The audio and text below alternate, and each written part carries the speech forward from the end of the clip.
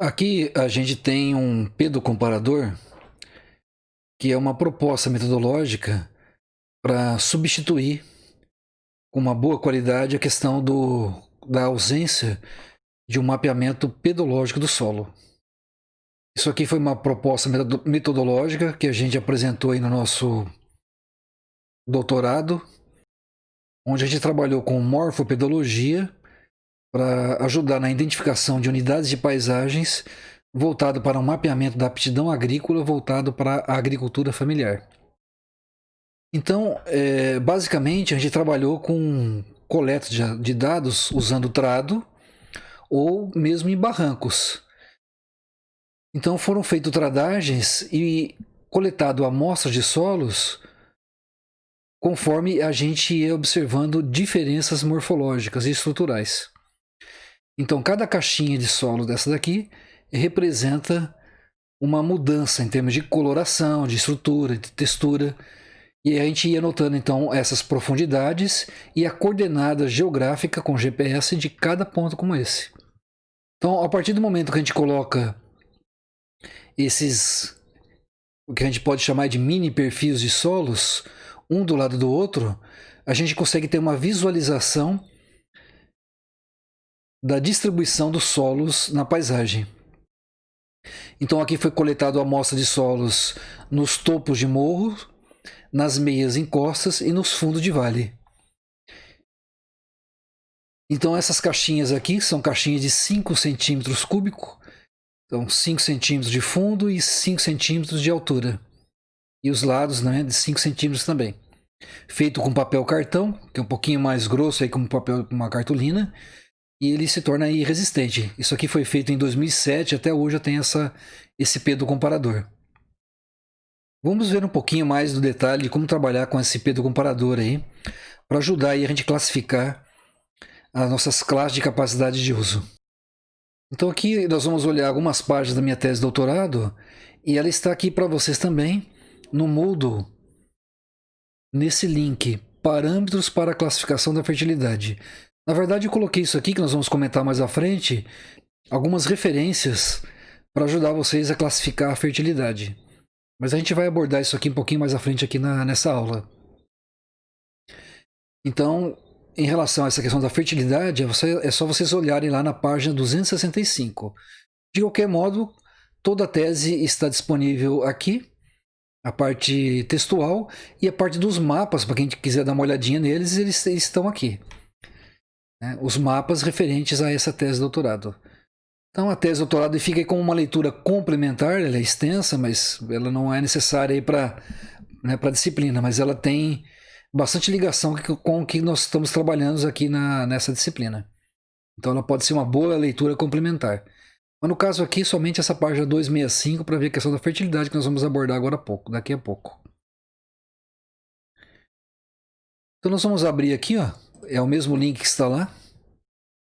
E nós vamos agora na página 77. Isso aqui é uma porção da área que foi trabalhada. Foi feito um polígono lá de 360 km². Então uma área bastante extensa que pega uma parte do município de Guarapuava, no interior do Paraná. Essas curvas de nível foram feitas no programa Spring. E vocês vão aprender a fazer essas curvas de níveis a partir de dados da Secretaria de Desenvolvimento Sustentável. Nessa época aqui, a gente trabalhou com cartas topográficas do Exército. O material que vocês vão trabalhar, ele é muito superior a esse, em termos de resolução. Então, olhando nessas curvas de nível, então eu tinha esse material aqui de forma analógica, no papel. A gente ia a campo e íamos coletando dados nos topos de morros. Então aqui, ó, nessa região aqui é um topo de morro. Depois coletávamos na meia encosta, né, aqui na meia encosta, e lá no fundo de vale, lá embaixo. E nessas porções aqui que são, né, bem inclinadas, ó. Então, que são diferenças morfológicas. Então, cada diferença morfológica observada a partir das curvas de níveis vão se caracterizar em diferentes tipos de solos e depois em diferentes classes de capacidade de uso. Então, basicamente, o mapeamento foi feito a partir de um instrumento como esse e trabalho de campo. A partir desse mesmo material aqui, que é o mapeamento das curvas de níveis, a gente consegue gerar esse outro produto aqui no software, no Spring. Então isso aqui foi gerado, é uma imagem sombreada em tons de cinza, que foi gerada a partir das curvas de nível. Então a partir das curvas de nível a gente gera isso aqui, ó. E aí as unidades de paisagens, para a gente analisar depois no trabalho de campo, foram mapeadas a partir dessa imagem aqui. Que aqui a gente consegue visualizar melhor onde estão os topos de morro, onde estão as meia encosta e onde fica lá o fundo de vale. Então cada parte dessa se constituiu num polígono. Então aqui, ó, todo esse fundo de vale, ele se constituiu um polígono. E ele tem um tipo de solo característico de toda essa região. Essas meias encostas aqui, ó, tem também uma característica. E os topos de morro. Então as amostragens feitas por Pedro Comparador foi feito utilizando morfopedologia a partir de coletas em topo de morro, meia encosta e fundo de vale, utilizando esse material aqui como apoio para separar as unidades de paisagem, que foram validadas a campo. Então você separa as unidades de paisagem, depois você vai a campo para ver se essa separação ela se sustenta. Vamos ver agora uma outra página. E aqui a gente tem um detalhamento aí do Pedro Comparador. Então, aqui foi coletado amostras no ponto 9. Esse ponto 9, A e B, que são próximos. Depois um ponto 10. Então, conforme a gente observa diferenças morfológicas e a profundidade, a gente ia anotando. Então, você coleta lá na caixinha a parte de tradagem. E aqui a gente mediu, deu 5 centímetros de profundidade essa parte superficial. Depois, com 10 centímetros de profundidade, a gente começou a encontrar aí um pouco de saprolito, né, rocha decomposta. Aí a 20 centímetros de profundidade, e a 30 centímetros de profundidade, aparece mais ainda esse saprolito, e a 60 centímetros de profundidade, praticamente aqui é o horizonte C. E depois a gente encontrava a rocha, que, né, no caso aqui era o basalto, que dava origem a esses solos. Então são solos de origem vulcânica. Aqui um solo, né, próximo desse ponto 9A, onde ele era um pouquinho mais raso. Então com 30 centímetros a gente aparecia já um saprolito, então ele é um pouquinho mais raso, um cambissolo mais raso. Indo lá para o fundo do vale, né, esse ponto 10A era no fundo do vale, conforme a gente observando diferença, a gente ia então coletando essas amostras e colocando na caixinha. Depois em cada uma dessas caixinhas, a gente usava aquele material da Embrapa, que é o Manual de Coleta e Descrição de Solo a Campo, que é uma bibliografia clássica da Embrapa, e em cada caixinha dessa foi aplicada a metodologia daquele livro, para fazer a descrição morfológica de cada caixinha de amostra coletada.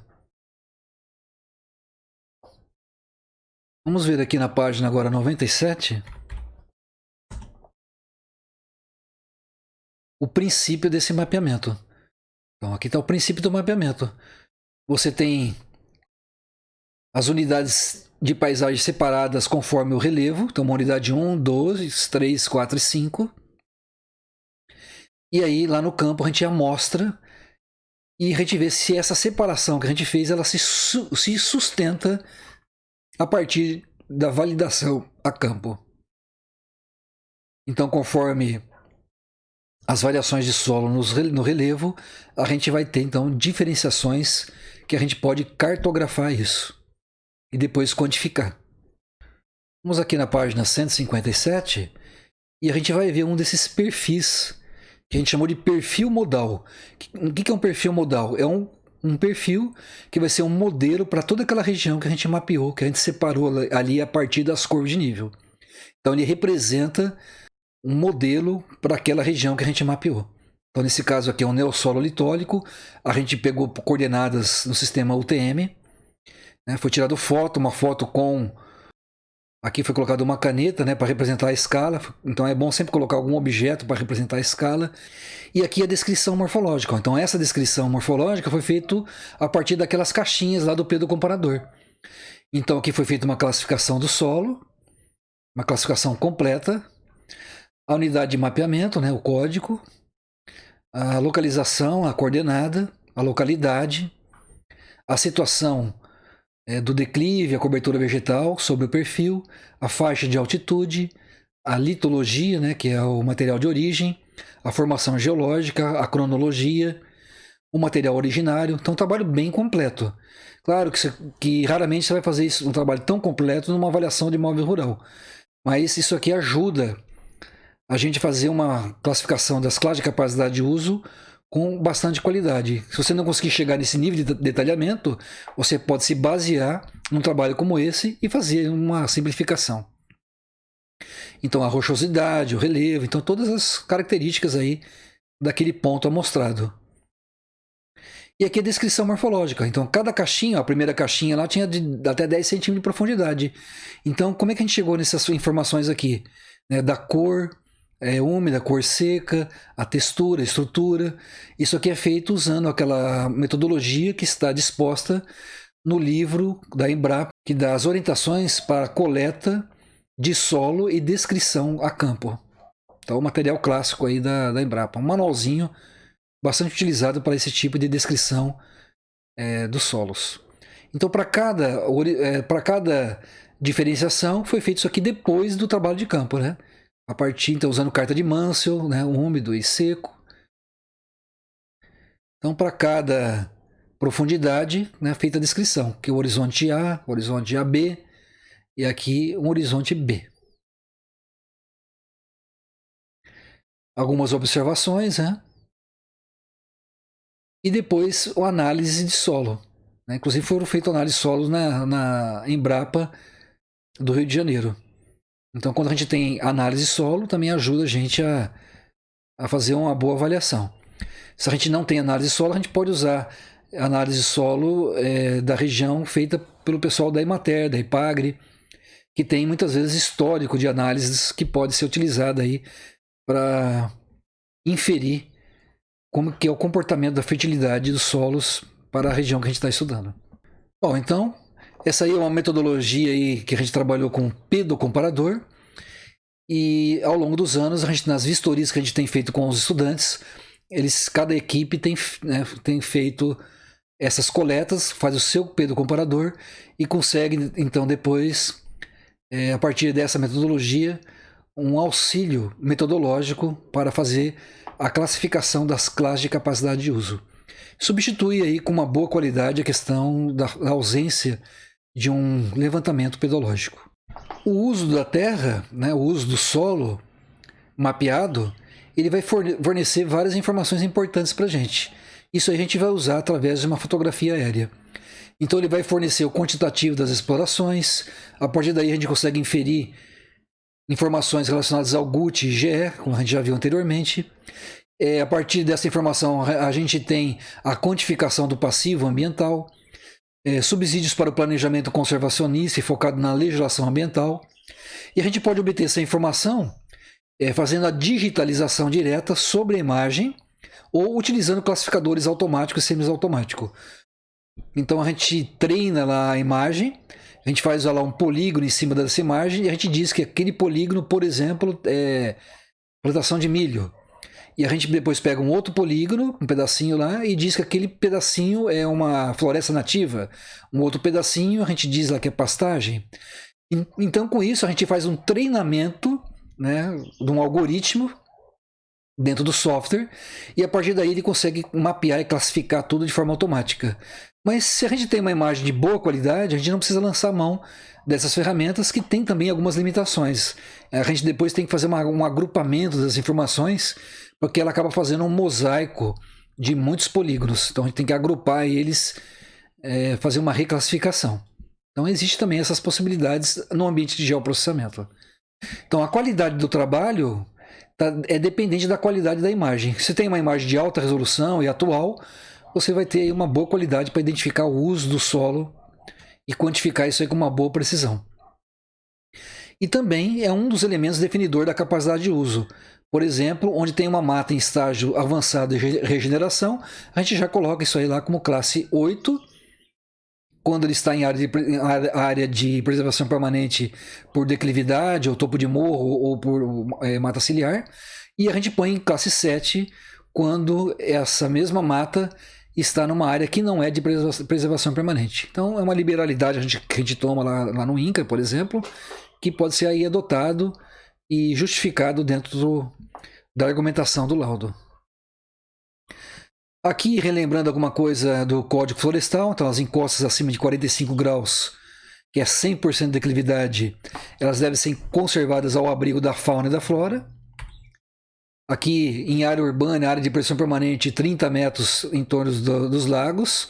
E área rural, 50 metros para a superfície até 20 hectares e 100 metros para a superfície com mais de 20 hectares. Isso aqui são critérios gerais, critérios mais específicos, dependendo do tamanho da propriedade, a gente vai ver mais à frente no exemplo que nós vamos utilizar no geoprocessamento. Então, conforme a largura do rio, você tem que ter uma faixa aí para conservação. Então, de uma maneira geral, o mínimo é 30 metros. Existem algumas variações em relação ao tamanho da propriedade e áreas consolidadas, isso a gente vai ver mais à frente. Então, conforme vai aumentando a largura do rio, vai aumentando a necessidade de manutenção da mata ciliar. Um rio aqui de 50 a 200 metros tem que deixar 100 metros, aqui de 200 a 600 tem que deixar 200 metros, e acima de 600 tem que deixar 500 metros. Então, nas nascentes, aí, nos olhos d'água, no mínimo 50 metros. Então, isso aqui é um critério geral, tem variações aí para alguns casos particulares. Os topos de morro. E aqui um mapeamento, como é que ele fica aí bem completo, né? Então, a gente não precisa chegar nesse nível de detalhe para fins de avaliação de imóvel rural. Então, isso aqui é uma metodologia feita de uma forma completa, onde a gente mapeia as unidades de paisagem que vão dar todas as características conforme essa proposta metodológica. Uma coisa que a gente tem que dar uma olhadinha agora é sobre os parâmetros para a gente chegar então nesse mapeamento. Então eu deixei aqui no material para vocês no Moodle alguns parâmetros para vocês classificarem a fertilidade da terra, aqui feito pelo IAC. Pode também usar material aí, outro material bibliográfico, tem muito usado rolas, né? Que eu acho que é do Rio Grande do Sul, se eu não me engano, que também pode ser usado para classificar a fertilidade a partir de vários parâmetros que você tem lá na literatura e interpretando uma análise de solo. Aqui também tem parâmetros de fertilidade nessa parte 265. E a gente vai ver agora o manualzinho do INCRA, que eu deixei para vocês lá nas primeiras aulas, que também tem vários desses parâmetros. Então aqui no manual do INCRA, na página 45, nós temos aí a aplicação dessa metodologia. Então ele ajuda a gente a aplicar essa metodologia. Ele vai dar aqui para vocês os vários parâmetros. Agora, em relação à fertilidade, ele não dá o parâmetro. Ele diz aqui que o enquadramento das classes de fertilidade do solo devem ser baseadas nas análises físicas e químicas do solo, nos boletins técnicos oficiais ou recomendação de órgão de pesquisa oficial de cada região. Então, para dizer se a fertilidade é alta, média, baixa, você tem que olhar, então, esses materiais para você definir. Então, alguns deles eu coloquei para vocês. Então, aqui na página 265, da minha tese de doutorado, tem alguns parâmetros para você classificar. A questão da acidez, né, de muito alta até muito baixa, e aqui os parâmetros que você tira de uma análise de solo. Aqui parâmetros para alumínio, cálcio mais magnésio, cálcio e magnésio separado. Parâmetros para carbono, né, matéria orgânica. Parâmetros para saturação de base. Parâmetros para CTC. E assim por diante. Então aqui vocês têm vários parâmetros que podem ser utilizados. Aqui o triângulo textural, utilizado para separação de areia, silt e argila. E vocês podem se basear também a partir de uma análise de solo. E também deixei para vocês aqui essa interpretação, esse material do Instituto Agronômico de Campinas, que também pode servir para vocês utilizarem ele. Quais são os níveis que são considerados médio, baixo, alto. Então vocês têm ali várias fontes de informação para isso. E existem outras aí que vocês têm acesso, que vocês já viram inclusive em disciplinas ligadas à fertilidade do solo, química do solo. Então voltando aqui no manualzinho do INCRA, em relação à fertilidade a gente já comentou, de onde você obtém essas informações. Depois tem a profundidade efetiva. Aqui estão os parâmetros, né? Quanto que essa profundidade efetiva é muito profundo, pouco profundo ou raso. né? Então você vai ver lá no campo e vai enquadrar aqui e você consegue classificar. Então tem a maioria dos parâmetros no manual do INCRA que vocês podem utilizar aí para fazer a classificação no sistema de classe de capacidade de uso. Então a drenagem interna, vamos passar rápido aqui, né? O deflúvio superficial, a pedregosidade, né? Aqui ó, a quantidade de pedra, né, que tem na área e a classe que vai ser dada, em relação ao risco de inundação. Então toda as declividades, né? Nós vamos inclusive no Spring, no geoprocessamento, nós vamos usar essas classes de declividade aqui para a gente fazer o nosso mapeamento. A gente vai usar esses parâmetros que estão dispostos aqui no manual do INCRA. Então, em relação à erosão em sulco, então todos os parâmetros estão aqui. E aí, a partir desses parâmetros, você vai então nesse quadro e você vai colocar os fatores limitantes, que você levantou lá a campo, você vai classificar aqui essas letras conforme as características que você encontrar, e você enquadrar a partir desse manual, ou de outras fontes também, e das várias características levantadas, a que for mais limitante é ali que vai se enquadrar a classe de capacidade de uso. Ok? Usando esse método paramétrico.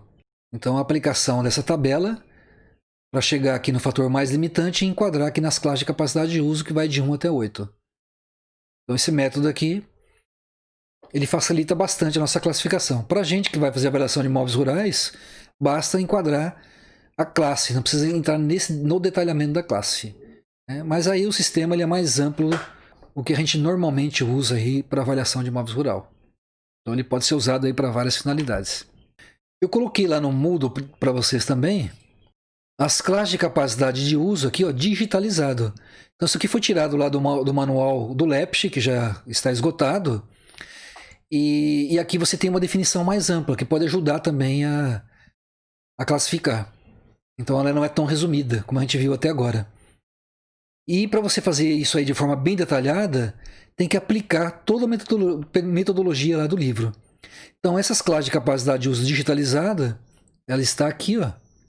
Então são as páginas que dão as definições de cada classe de capacidade de uso.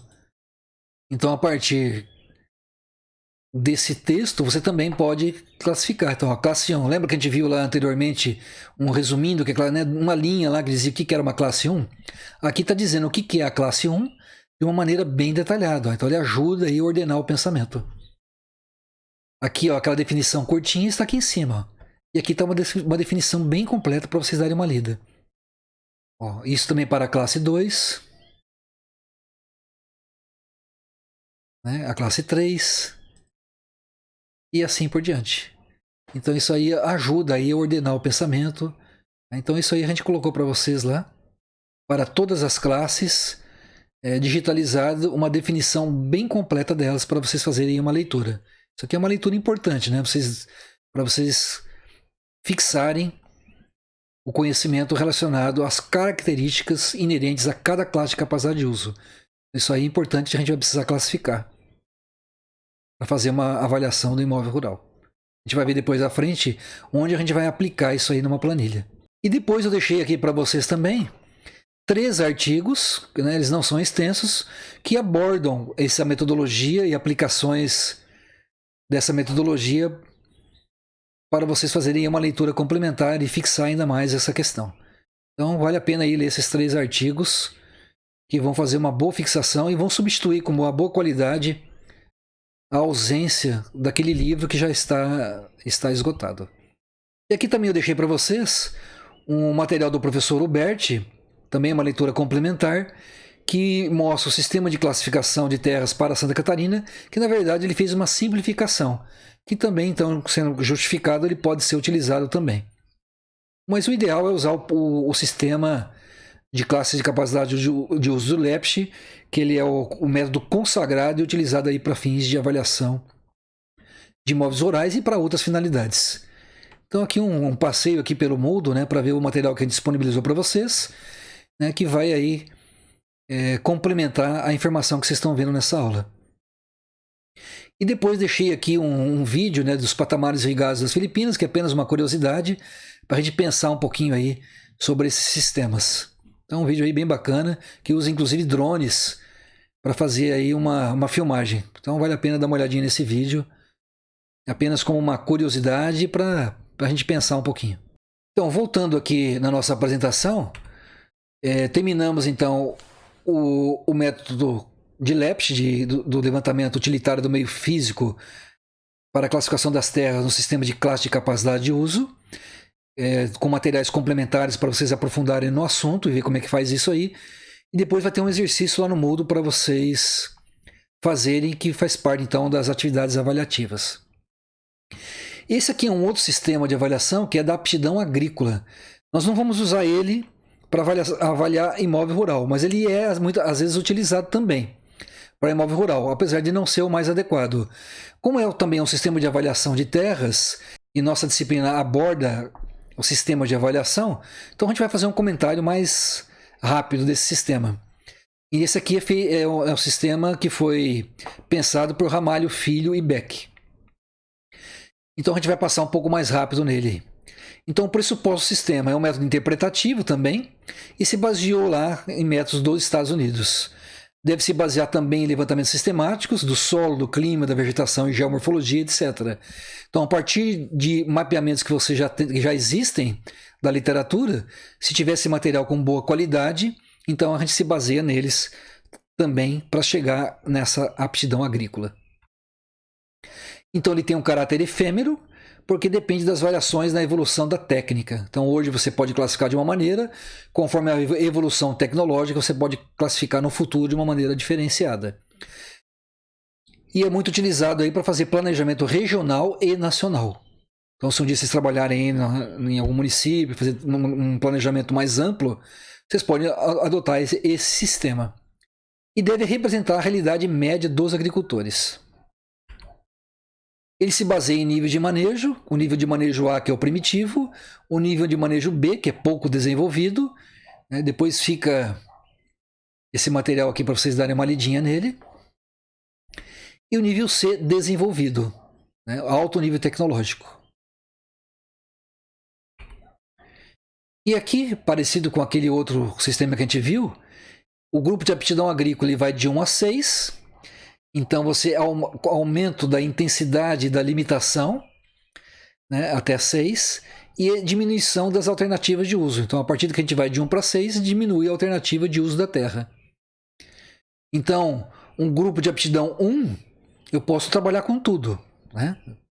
Desde lavoura com boa aptidão, regular, restrita, até pastagem, avicultura, e deixar até preservado. Então 1 dá para usar tudo. O 2 já fica limitado para trabalhar com lavouras com aptidão boa. O 3 já fica limitado com lavouras de aptidão regular, né? Seria mais para lavoura com aptidão restrita. 4 já não dá para trabalhar com lavoura, só com pastagem plantada, ou silvicultura e preservação. E 5 só silvicultura e preservação, e 6 só preservação. E aqui um resuminho aí de uma tabela que vocês podem usar em várias combinações. Então, classe de aptidão, ela pode ser boa, regular, restrita ou inapta, né? Aptidão agrícola. Sendo boa para lavoura, no nível de manejo A, né? No nível de manejo A, o que é o nível de manejo A? Vamos relembrar aqui, ó, que é o primitivo, que você praticamente trabalha o braçal, não usa, né, praticamente tecnologia. Então, nesse nível de manejo A, né, se ela for boa para esse nível de manejo, você põe um A maiúsculo. Se ela for regular nesse nível de manejo, você põe um A minúsculo. Se for restrita nesse nível de manejo, né, entre parênteses. E assim por diante, né, para cada nível de manejo, né, e para pastagem plantada, silvicultura e pastagem natural. Então segue o mesmo princípio que a gente viu aqui nesse começo, ó. É o mesmo princípio para as outras possibilidades. E aqui várias combinações possíveis, né, das letras e números e as suas características, né, desde lá do grupo 1, 2, 3, 4, 5 e 6, com muitas combinações possíveis. E aí as definições, a caracterização para cada uma desse subgrupo. Então isso aqui, né, pode ser usado aí para estudos mais amplos, né, de bacias hidrográficas, município, né? E às vezes a gente também vê estudos que eles usam isso aqui para para fins de propriedade rural. Mas propriedade rural, o mais adequado é o de capacidade de uso. Aqui as cores que podem ser utilizadas no mapeamento. E as simbologias e as várias combinações possíveis. E aqui algum detalhamento que pode ser feito também. Então, se tiver uma terra, por exemplo, aqui ó, com irrigação, você põe lá no mapeamento esse símbolo. Terra com aptidão para culturas especiais de ciclo longo, põe lá esse símbolo e assim por diante. Você pode pôr algum símbolo um pouquinho diferente. Se você colocar aspas aqui depois do número 2, ó, que significa, ó, aspas no algarismo indicativo do grupo representam terras com aptidão para 2 cultivos por ano. Então, tem aptidão, né, para 2 cultivos por ano. E assim por diante, aí você pode fazer algumas combinações que eu deixo aí para vocês darem uma lidinha depois. E aqui várias combinações possíveis, né, de uma tabela que foi feita para um clima subtropical. Então tem tabelas dessas aqui que podem ser feitas para climas diferenciados. Onde trabalhou aí com deficiência de fertilidade, de água, a deficiência ou excesso, a suscetibilidade à erosão e o impedimento à mecanização. Conforme então você vai cruzando as informações de grau de limitação, conforme as condições agrícolas, né, nos níveis de manejo A, B e C, e você cruza aqui com subgrupos e as classes, né, você tem então aí o grau de limitação, que pode ser desde nulo, ligeiro, moderado, forte, muito forte e até intermediário. Então, segue o princípio lá que a gente viu agora há pouco, mas uma tabela pensada aí para o clima subtropical. E aqui um mapeamento da aptidão agrícola, né? Uma escala mais ampla, que mostra então aqueles símbolos, né, que podem ser utilizados, né, e o mapeamento então da aptidão agrícola. Você pode inclusive se basear em mapeamentos da aptidão agrícola, se tiver isso aqui de forma regionalizada, e a partir dele existe alguns, né, disponíveis. A gente já fez trabalhos em algumas áreas que aquele município tinha um mapeamento da aptidão agrícola. Então você pode usar ele, né, a partir dele extrair algumas informações para fazer o seu mapeamento lá da sua propriedade de classe de capacidade de uso. Então pode servir como uma referência. Então as principais referências são essas, né, bibliográfica do Lepsch, Lepsch e outros, né, que é o Manual para Levantamento Utilitário do Meio Físico e Classificação das Terras no Sistema de Capacidade de Uso. Ele já está esgotado, essa publicação, mas com aqueles materiais complementares que eu passei para vocês, vai substituir com uma qualidade razoável a referência original.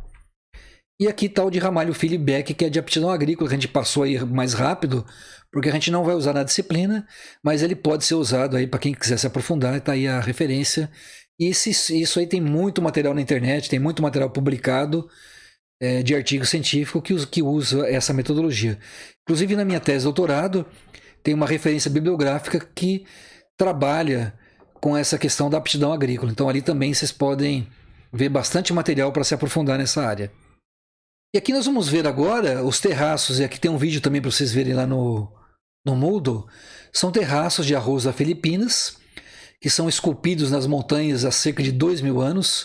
É um exemplo aí de sustentabilidade, considerado aí da 8ª maravilha do mundo.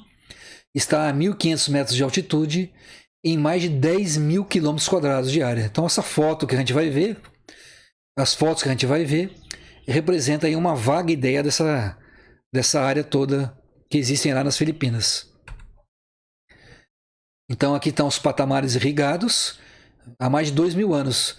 Então para esse pessoal que fez isso aqui, né, com instrumentos rudimentares, há 2.000 anos está lá. Então é um exemplo aí de sustentabilidade.